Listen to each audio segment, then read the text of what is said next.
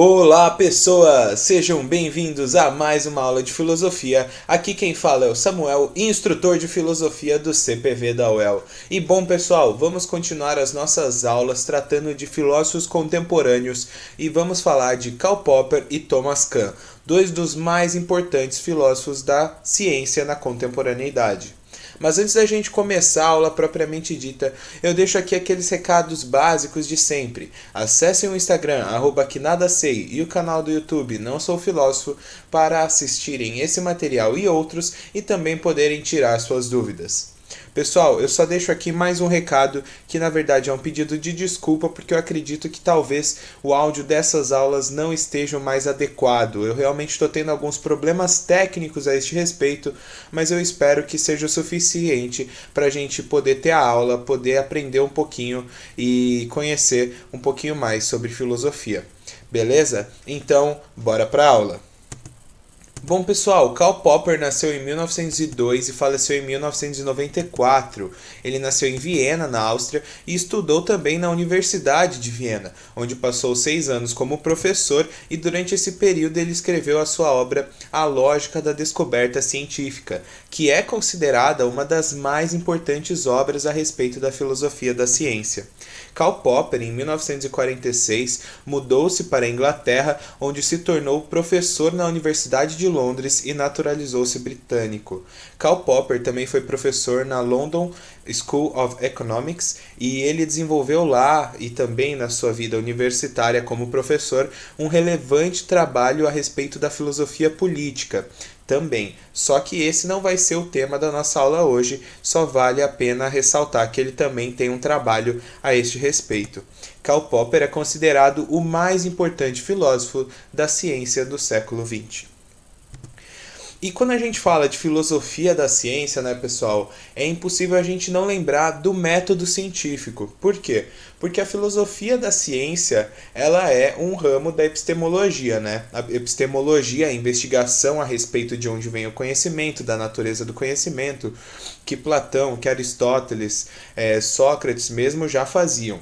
Só que daí a gente tem então, né, como a gente viu nas nossas aulas anteriores, Galileu, né, com a revolução científica. Temos então, depois de Galileu desenvolvendo o método, temos diversos filósofos que vão se debruçar a esse respeito, né? Como Francis Bacon, é importante também filósofo da ciência que a gente viu em aulas, como René Descartes, que vai desenvolver todo um trabalho a respeito do método e buscando compreender o conhecimento, né, e encontrar fontes seguras para esse conhecimento. Então, a base fundamental da filosofia da ciência é o método científico.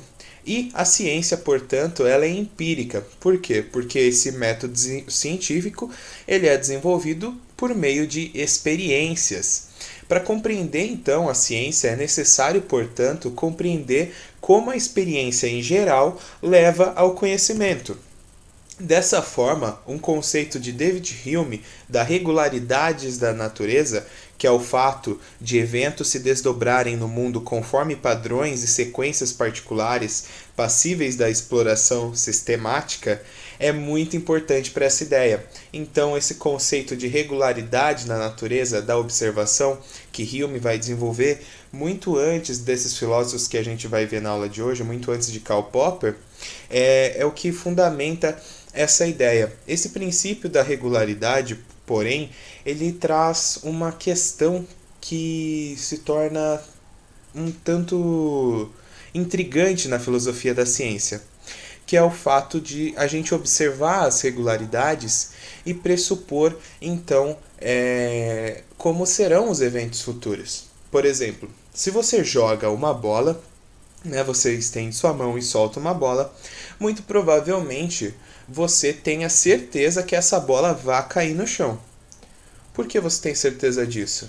Porque você já teve aulas de física, você já conheceu o conceito de gravidade, porque você já viu isso acontecendo com diversos objetos e sempre essa bola cai para baixo.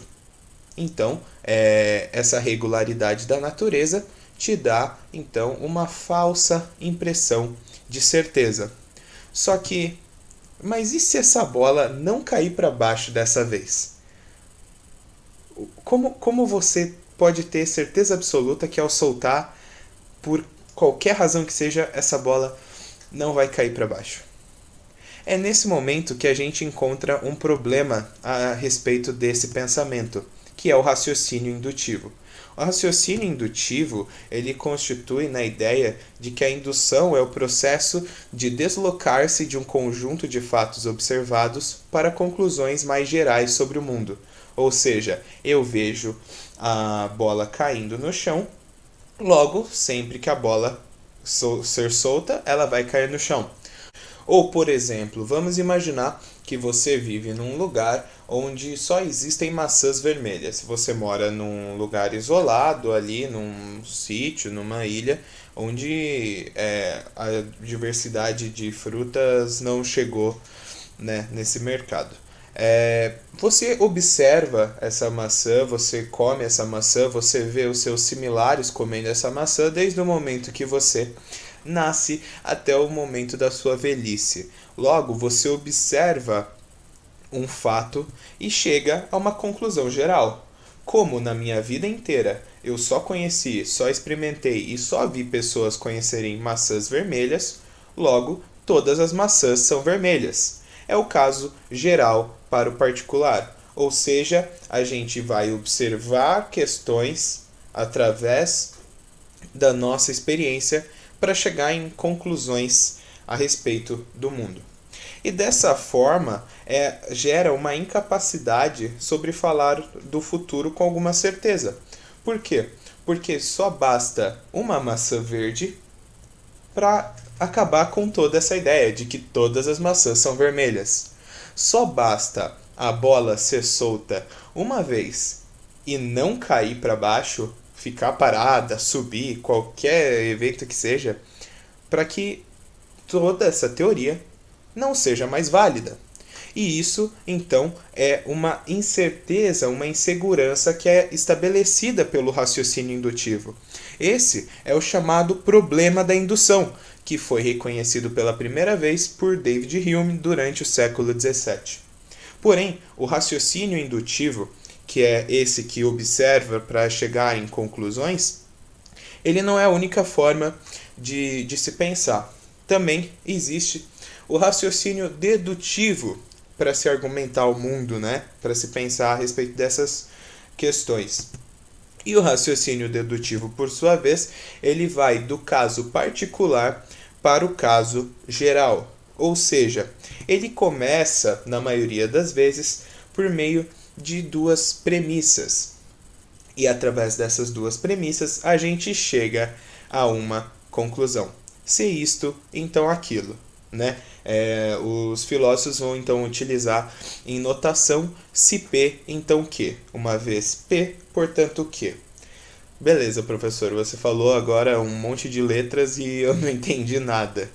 O raciocínio dedutivo funciona da seguinte forma: todos os homens são mortais. Correto? A gente começa com uma afirmativa. Sócrates é um homem. Beleza? A gente tem essas duas afirmativas. Portanto, é impossível não dizer que Sócrates é mortal. Se isto, então aquilo. Porque se todos os homens são mortais e Sócrates é um homem, então Sócrates é mortal. Todos os argumentos desse tipo são considerados pelos filósofos como sendo válidos, porque suas conclusões seguem as suas premissas. Ou seja, todo o argumento que for utilizado pelo raciocínio dedutivo vai chegar a uma resposta válida. Por quê? Porque a resposta do questionamento está na própria afirmação, na sua própria premissa. Portanto, não existe como a resposta que surgir de um raciocínio dedutivo ser uma resposta inválida. Porém, não quer dizer que toda forma de raciocínio dedutivo vai produzir uma resposta sólida. Por quê? Porque apesar dela ser válida, ela pode ser falsa. Por quê? Premissas falsas levam a conclusões falsas. Ou seja, todo homem é mortal é uma conclusão verdadeira. É uma premissa verdadeira. Sócrates é um homem também é uma premissa verdadeira. Logo, a gente chega a uma conclusão válida, Sócrates é mortal, e esse, ao mesmo tempo, é uma conclusão sólida, verdadeira, porque, realmente, Sócrates é mortal. Porém, se a gente partir de premissas falsas, a gente vai chegar a conclusões falsas, mas esses argumentos terão essa validade. Por exemplo, todo cachorro é feito de chocolate. Eu tenho um cachorro chamado Ted. Portanto, Ted é feito de chocolate. Vocês conseguem entender, então, que a partir de uma premissa falsa, a gente chega a uma conclusão falsa. Só que analisando estritamente o argumento, ele é válido. Deu para entender, pessoal? Então a gente tem o raciocínio indutivo, que é essa compreensão de deslocar-se de um conjunto de fatos observados para conclusões mais gerais sobre o mundo, a respeito, então, do princípio da indução, ou seja, você observa e pressupõe que isso vai acontecer, e a gente compreendeu o raciocínio dedutivo, que gera argumentos válidos, porém ele é formado por premissas, e essas premissas podem ser sólidas, né? Podem ser verdadeiras ou podem ser falsas. A esse respeito, então, a gente chega no pensamento de ciência que o Karl Popper vai nos trazer, porque a gente observa problemas nas duas formas de pensar. E é por isso que o modelo hipotético dedutivo é a forma que Karl Popper vai nos trazer, e ele vai reafirmar a importância da falsificabilidade. E a gente vai entender esse conceito, não tem nada a ver com falsificação, com produtos originais, é outra história. Bom, a gente entendeu que o raciocínio dedutivo tem um papel importante nas ciências, já que ele nos traz argumentos válidos. Mas, por si só, ele não diz nada sobre o mundo. Ele não traz nenhum argumento novo. Por quê? Porque a validade que ele traz já está contida nas premissas, né? Vocês lembram? Portanto, aí a gente encontra um problema, né? Porque a gente não traz algo novo. Logo, para usarmos tais argumentos nas ciências, ainda temos que contar com a indução para as nossas premissas. Lembra? Aquela ideia da observação e de se presumir as coisas. Dessa forma, para Popper, não podemos provar nossas teorias como verdadeiras. Por quê? Porque apesar do raciocínio dedutivo nos trazer validade, ele não é suficiente para trazer algo novo. Esse algo novo é vindo por meio da indução. A indução, porém, ela pode ser quebrada, né? Como a gente viu no slide anterior. E o raciocínio dedutivo pode ser falso se baseado em premissas falsas. Por meio desse arranjo, Karl Popper nos traz a conclusão. Portanto, não podemos provar nossas teorias que são verdadeiras. Ou seja, fazendo de uma teoria ser científica, não o fato de que ela pode ser provada, mas que pode ser demonstrada como falsa por meio da observação. Porque então, para Popper, o que vai trazer a uma teoria o caráter de ser científica ou não é o fato dela poder ser testada e então falsificada, né? Nesse quesito de ser demonstrada como falsa. E é isso que vai dar o caráter científico. Porque a teoria científica, então, para Popper, se a gente analisar essas duas formas de raciocínio, que são a base do pensamento, não pode ser provada como verdadeira. A única coisa que pode acontecer é as pessoas provarem que esse pensamento é falso. Dessa forma, então, a teoria científica ela é estabelecida, né, por meio do raciocínio dedutivo e do raciocínio indutivo, e ela é tentada ser derrubada todas as vezes, tentando ser falseada, né, por meio, então, da falsificabilidade. E é nesse momento, então, que se dá a cientificidade a essa teoria. Dessa forma, Karl Popper chega a uma outra conclusão muito interessante, mas que a gente às vezes não percebe. As teorias impossíveis de ser testadas não fazem parte das ciências naturais, portanto.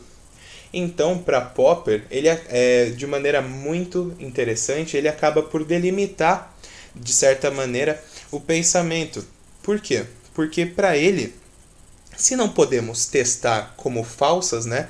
Se não podemos falsear um pensamento, esse pensamento não pode ser considerado pertencente às ciências naturais. Isso não significa que ele não tem valor, isso não significa que ele não deva ser pensado, que deva ser abandonado e tudo mais. Popper não se coloca nessa posição. Mas ele apenas então acaba por delimitar aquilo que pode ser dito como ciência e aquilo que não pode ser dito como ciência. Mas como assim, professor? O que são teorias impossíveis de ser testadas?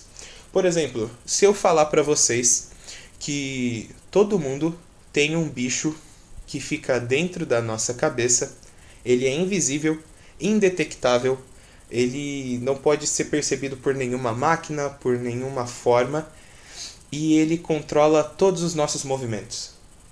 Vocês falariam: eu não acredito nisso. Outros falariam: nossa, é verdade? Beleza, eu acredito. Mas, como eu estabeleci aqui, é uma forma que não pode ser testada, porque ele é o quê? Ele é invisível, ele é indetectável. Então, dessa maneira, a gente tira o caráter científico. Por quê? Aquilo que não pode ser testado, aquilo que não pode ser demonstrado como falso por meio de observação, não corresponde à ciência. Dessa forma, a gente estabelece as questões metafísicas.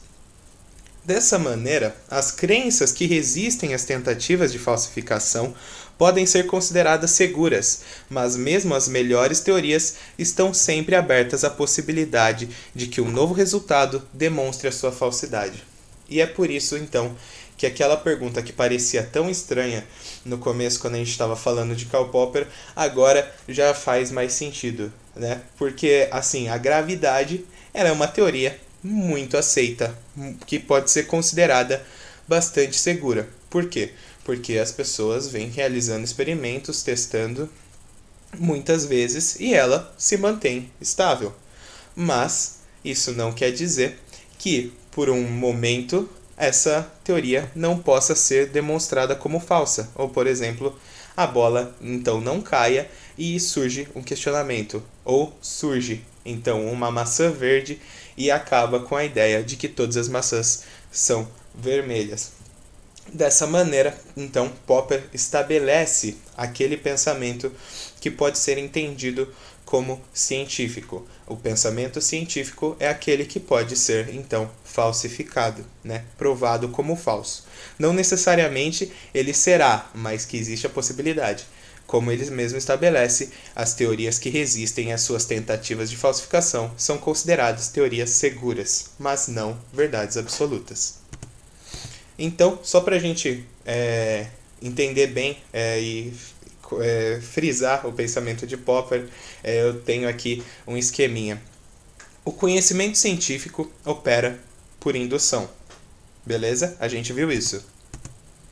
Isso significa trabalhar a partir de observações particulares, tais como todo cisne que vejo é branco. Beleza, pessoal? Então, por meio da indução, você observa e você chega a um pensamento. Em direção a princípios gerais, como todos os cisnes são brancos, ou seja, a partir da indução, a observação particular é tomada como princípio geral, ou seja, todo cisne que vejo é branco, logo todos os cisnes são brancos. Mas esses princípios não podem ser comprovados, apenas refutados. Tá aí o caráter científico, ela é sempre refutada. Por exemplo, pela observação de um cisne negro, nesse caso, seria o suficiente para refutar.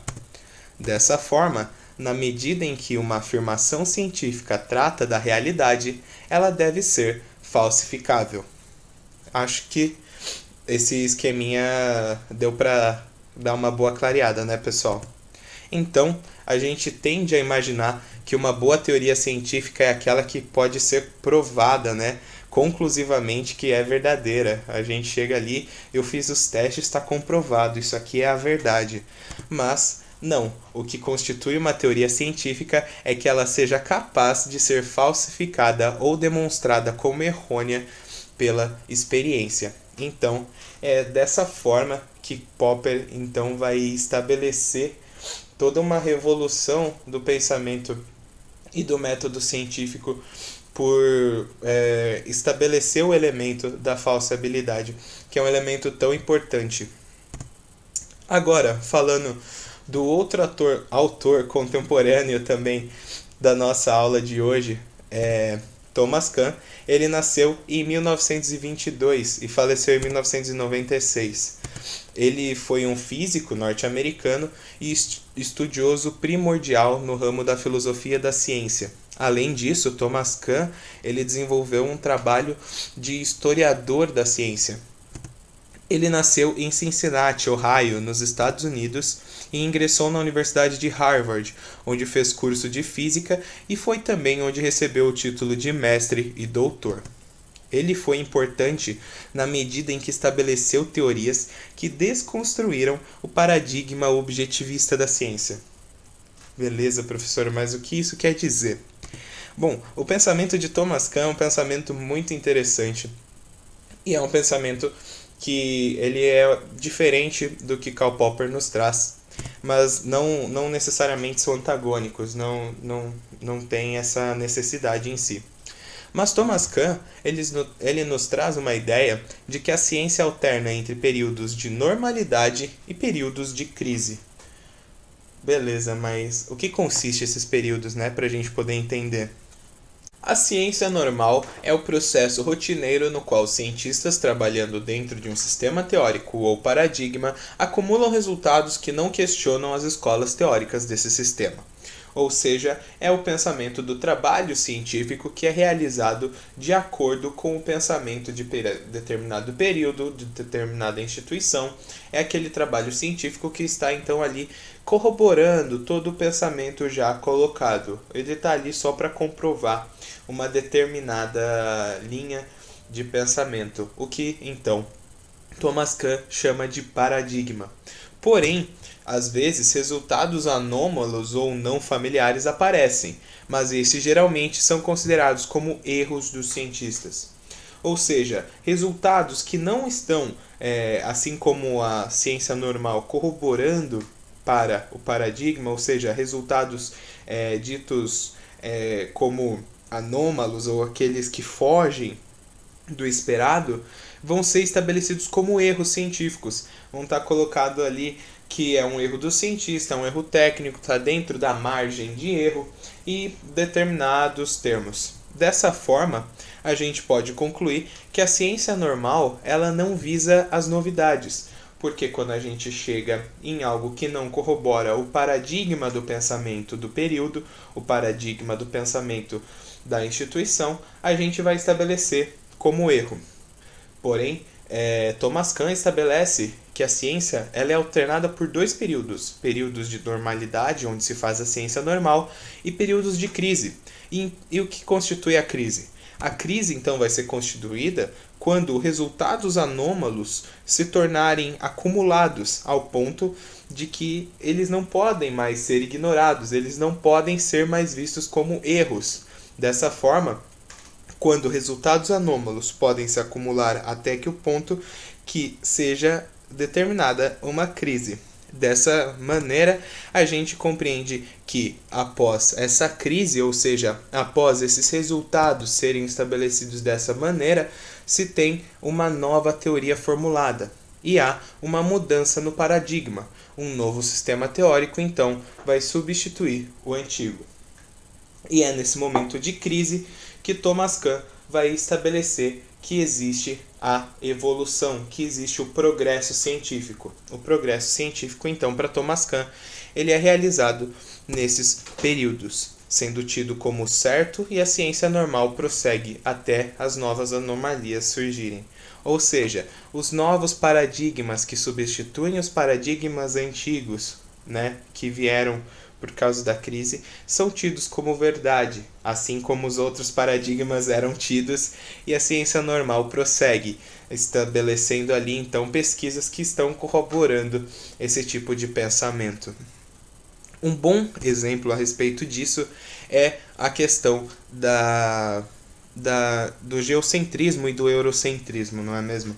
Porque até ali a Idade Média, quando a gente viu que pensadores como Copérnico, como Galileu, né, que a gente até teve aqui na aula de filosofia, até aquele período era tido como claro que a Terra era o centro do universo e que o Sol girava ao seu redor. E os pensadores daquele período, os cientistas daquele período, estavam então realizando a ciência normal. Eles estavam ali realizando pesquisas, realizando teorias que corroboravam com essa ideia. Porém, chegou um momento de crise, um momento onde as evidências anômalas, as evidências que fugiam desse padrão, se tornaram tamanhas que um novo paradigma então é estabelecido. E daí nós passamos a pensar a Terra como não mais o centro do universo, mas como um astro que circunda o Sol. Dessa maneira, o paradigma de a Terra ser o centro do universo foi substituído pelo paradigma do heliocentrismo, do Sol sendo o centro do universo. Dessa maneira, é a crise que propõe essa evolução da ciência para Thomas Kuhn. E o grande mérito de Thomas Kuhn foi apontar o caráter subjetivista da ciência, normalmente vista como puramente objetiva, né? A gente tem muito essa ideia de a ciência como algo fora dos padrões humanos, quase. Uma ideia de que a ciência traz as respostas perfeitas, as respostas para tudo, que a ciência ela é inabalável. Então Thomas Kuhn, através do seu pensamento, ele tira esse caráter, né, objetivista que a ciência acaba sendo elevada e aponta o seu caráter subjetivo, porque segundo ele as teorias científicas estão sujeitas às questões e debates do meio social, dos interesses e das comunidades que as formulam. Por isso Kuhn desenvolveu suas teorias usando um enfoque historicista. Então, a grande contribuição de Thomas Kuhn para a filosofia da ciência foi exatamente trazer esse caráter de subjetivismo que ocorre principalmente na ciência normal. Por quê? Porque ela vai estar tendo ali estabelecido os paradigmas, as linhas, e é importante deixar claro, pessoal, que esses paradigmas eles não são caricatos, não são linhas de pensamento. Isso é claro que é um absurdo, como os cientistas estão presos, estão só buscando essa resposta. Não, os paradigmas eles são realmente, como a gente diz, pensar fora da caixinha. É algo extremamente diferente. Por exemplo, quando a gente fala das questões de espaço e tempo, durante muito tempo as ideias de Newton de espaço e tempo eram o que foi muito aceito, de uma questão da linearidade de elementos, né?